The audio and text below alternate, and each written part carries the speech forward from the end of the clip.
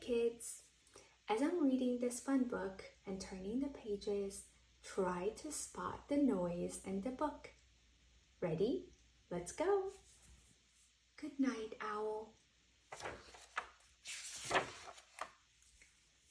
Owl was settling into bed when he heard a noise. Squeak!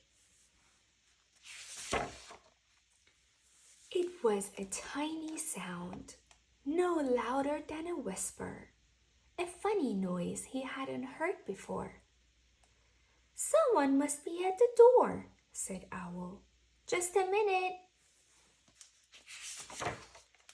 But no one was there. Probably the wind, said Owl.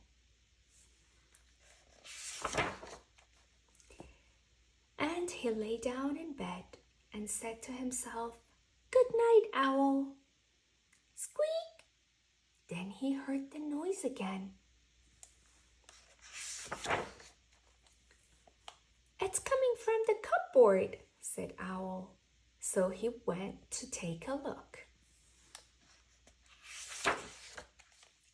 He emptied every shelf, but there was no noise to be found. So Owl went back to bed. Good night, Owl, he said. Squeak! And then he heard the noise. It must be under the floor, said Owl. And he pulled up the floorboards one by one. But he didn't find the noise, so Owl went back to bed. Squeak! This house has a noisy roof, yelled Owl. And he took down the roof. There, said Owl. No more noise. Owl got back into bed, the stars and the moon shining down where his roof used to be. Good night, Owl, he said. But Owl didn't close his eyes. He didn't dare.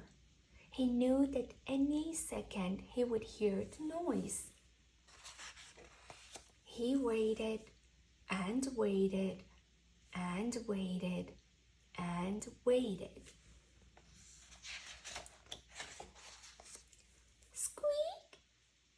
It's in the walls, Owl screeched.